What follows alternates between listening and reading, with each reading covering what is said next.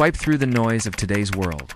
You'll find chaos dressed as freedom, opinions dressed as truth, feelings sold as ethics, and desire mistaken for duty. But 300 years ago, in the quiet town of Kingsburg, a man walked the same path every day at the same time. He never left his town, rarely broke his routine, and yet, he shook the very foundations of Western philosophy.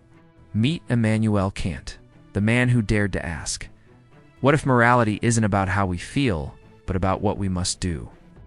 What if freedom isn't doing what we want, but choosing what is right? And what if the most radical act in a messy world is to obey yourself? Kant was born in 1724 in the Prussian city of Kingsburg, now Kaliningrad, Russia. He never traveled more than 10 miles from his birthplace, but mentally, he traversed the universe. Raised in a strict pietist household, Kant grew up surrounded by religion, discipline, and the idea that life had a moral purpose. But as he matured, he shifted from theology to reason, from faith to philosophy. He was a man of habits, so precise that townspeople reportedly set their clocks by his daily 3:30 p.m. walk. But beneath that clockwork routine pulsed a restless mind, asking some of the hardest questions humans have ever faced. What can we know? What should we do, and how should we live? Kant's life was largely uneventful by conventional standards. No great romances, no exotic travels, just lectures, books, and reflection. And yet his philosophical work ignited a revolution. His 1781 magnum opus, Critique of Pure Reason, reshaped how we understand knowledge. But it was groundwork for the metaphysics of morals that delivered a stunning idea: that goodness isn't about results, it's about intention. So what does it mean to act morally according to Kant? Start here. Morality is not about the consequences of your actions. It's not about how you feel. It's not about what makes people happy. It's not about avoiding punishment or seeking reward. To Kant, morality is a matter of duty. An action is moral if it stems from a good will. A will that acts not from impulse, not from fear, not from desire, but from respect for a moral law. At the center of this moral system is the famous categorical imperative. It sounds technical. It's not. It's deeply human. Act only according to that maxim, whereby you can, at the same time, will that it should become a universal law. In plain terms, before you act, ask yourself, what if everyone did this? If the answer is no, then don't lie. If you're tempted to lie, ask, could I want to live in a world where everyone lies? Kant wasn't a fan of moral gray zones. For him, if an action can't be universally applied, it can't be moral. This approach is radically different from utilitarianism, where the end justifies the means. For Kant, the means is the morality. His reasoning challenged the great David Hume, who famously said that reason is the slave of the passions. Kant flipped it.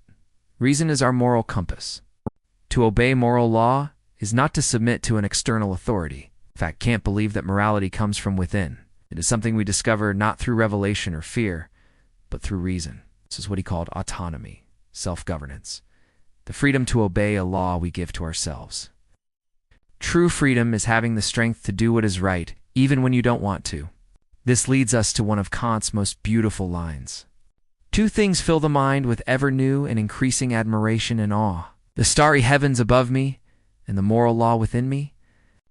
The universe above is vast, mysterious, and governed by physical laws. But the real miracle is that within us is a law of our own making, a law not imposed, but chosen. A law that whispers, you know what is right, now act on it.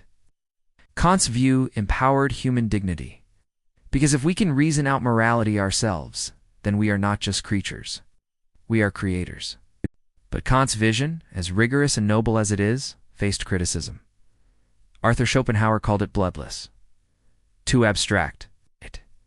Where was the heart, the feeling? Can we really ignore the role of compassion? Nietzsche scoffed at Kant's rigid morality, calling it a prison of conformity, a glorification of herd obedience.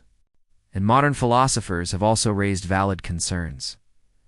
What about moral dilemmas where universal laws clash? What about empathy, context, cultural nuance? Yet even Kant's critics couldn't deny his influence. His ideas fueled the rise of secular ethics. The very idea of human rights owes much to Kantian ethics. The Nuremberg trials, prosecuting crimes even when they were legal under Nazi law, that was Kant in action. The supremacy of moral duty over legal commands. His legacy lives in courtrooms, classrooms, and even in our personal debates. Should I do this if everyone else did it too? In a world filled with ethical loopholes, performative apologies, and moral relativism, Kant offers something rare: moral clarity. No, you shouldn't lie, even if it helps.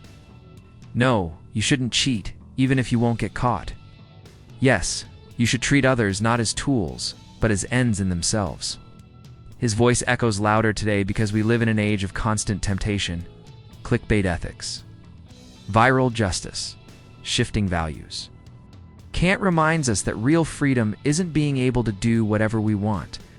Real freedom is doing what we ought to do. So what would Kant say to you today? He'd say, stop chasing likes. Don't measure good by approval.